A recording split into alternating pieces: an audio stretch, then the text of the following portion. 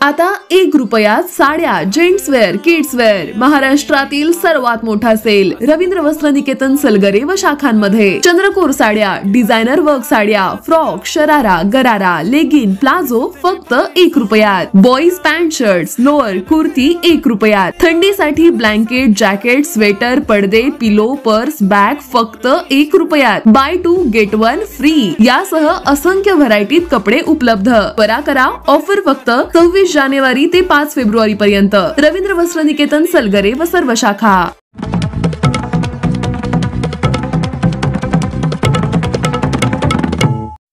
नमस्कार, मी मनोहर पवार. TV1 मराठीवर सर्वांचं स्वागत आहे. थोर स्वातंत्र्य सेनानी बाळकृष्ण ज्ञानोबा बुकटे चॅरिटेबल ट्रस्ट मळणगाव, तालुका कवठेमंकाळ, जिल्हा सांगली यांच्या वतीने परमपूज्य महात्मा गांधी यांच्या अस्थि कलशास पुष्पहार अर्पण करणे व वृद्धाश्रमाचे उद्घाटन या ठिकाणी संपन्न होणार आहे. दिनांक 30 जानेवारी रोजी मळणगाव तालुका जत जिल्हा सांगली येथे हा कार्यक्रम संपन्न होणार आहे. या कार्यक्रमासाठी सांगली जिल्ह्यातील विद्यमान खासदार, आमदार व विविध पदाधिकारी व संस्थांचे पदाधिकारी या कार्यक्रमास उपस्थित राहणार आहेत. सकाळी वक्तृत्व स्पर्धा, त्यानंतर पुष्पहार अर्पण व वृद्धाश्रमाचे उद्घाटन असा भरगच्च कार्यक्रम या ठिकाणी आयोजित करण्यात आलेला आहे. या परिसरामध्ये निसर्गरम्य वातावरण आहे. या ट्रस्टचे अध्यक्ष माननीय नंदकुमार बुकटे यांनी हा कार्यक्रम घेण्यासाठी मोठे परिश्रम घेतलेले आहे. जत तालुक्यामध्ये ते तलाठी होते व मंडलाधिकारी म्हणून त्यांनी उत्कृष्ट कामगिरी केली. त्यांना जिल्हा पातळीपर्यंत अनेक आदर्श पुरस्कार त्यांना मिळालेले आहेत. त्यामुळे त्यांचं एक सामाजिक बांधिलकी म्हणून एक मोठं योगदान आहे. त्यांनी या ट्रस्टची स्थापना करून मळणगाव तालुका कवठेमंकाळ, जिल्हा सांगली येथे एक सामाजिक बांधिलकी जपत हा कार्यक्रम घेतला असून दिनांक 30/1/2025 रोजी हा कार्यक्रम या ठिकाणी संपन्न होतो आहे. या कार्यक्रमास सांगली जिल्ह्यातील सर्वांनी उपस्थित राहावे असे आवाहन या ट्रस्टचे अध्यक्ष माननीय नंदकुमार बुकटे यांनी केले आहे.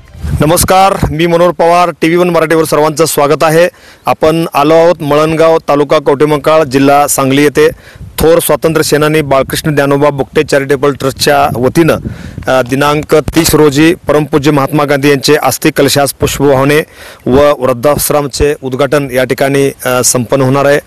माझ्या समवेत या ठिकाणी ट्रस्टचे अध्यक्ष माननीय नंदकुमार बुकटे साहेब या ठिकाणी उपस्थित आहेत.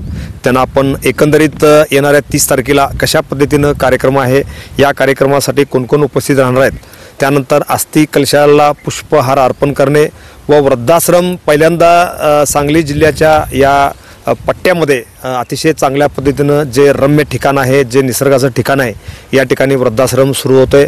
त्यामुळे एक सामाजिक बांधिलकी जपत या ट्रस्टनं या ठिकाणी वृद्धाश्रमाची या ठिकाणी सुरुवात करणार आहे. एकंदरीत कार्यक्रमाची रूपरेषा काय आहे आपण त्यांना विचारूया. बुकटे साहेब नमस्कार.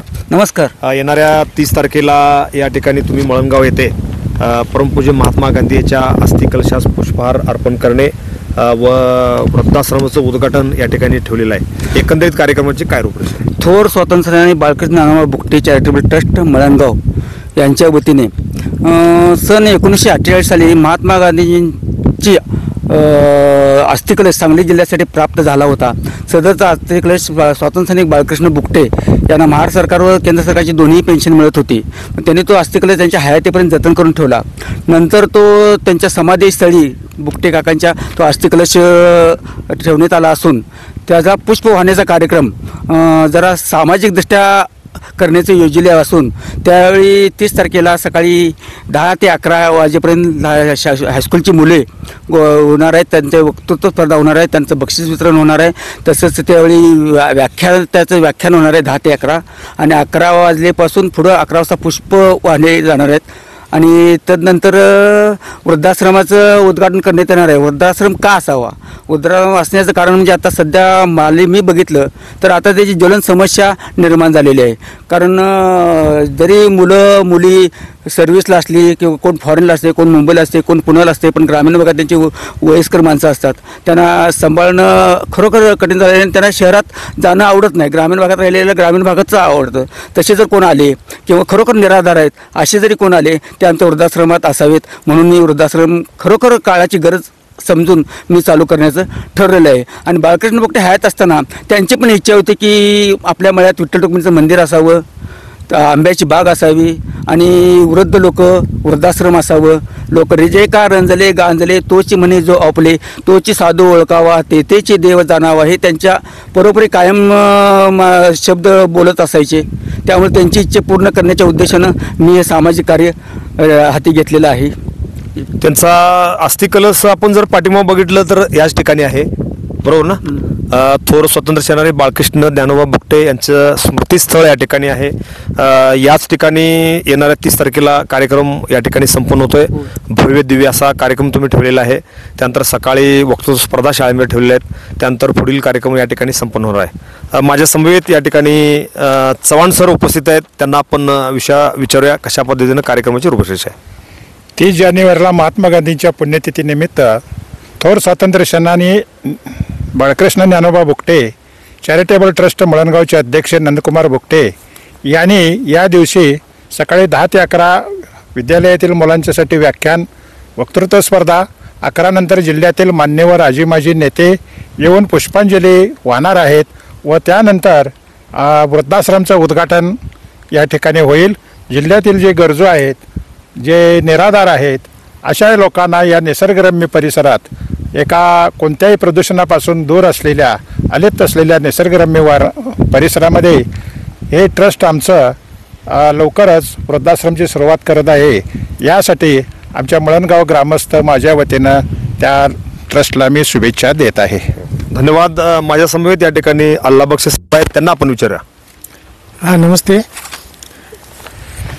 आज जे काही 30 जानेवारीला महात्मा गांधी यांची जे पुनीत स्मरण दिनानिमित्त महात्मा गांधींचा जो 1948ला अस्थिकलश आलेला आहे, त्या अस्थिकलशाचं पूजन आणि पुष्पांजली वाहनं हा कार्यक्रम त्याच पद्धतीनं थोर स्वातंत्र्य सेनानी बाळकृष्ण ज्ञानोबा बुगटे चॅरिटेबल ट्रस्ट याच्या वतीनं वृद्धाश्रम मळणगाव या ठिकाणी उद्घाटन होत आहे.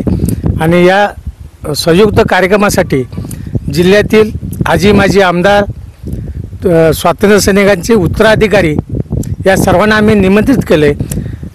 त्या पद्धतीने सर्वजण वेळेत उपस्थित राहतील आणि कार्यक्रमाला सर्वांनी उपस्थित राहावं असं मी संयोजकांच्या वतीनं विनंती करीत आहे. धन्यवाद. अशा तऱ्हेनं येणाऱ्या 30 तारखेला अतिशय भव्य दिव्य असा कार्यक्रम या ठिकाणी आयोजित करण्यात आलेला आहे. संपूर्ण सांगली जिल्ह्यातील अनेक थोर मान्यवर या कार्यक्रमासाठी खास करून उपस्थित राहणार आहेत. धन्यवाद. Press the bell icon on the YouTube and never miss another update.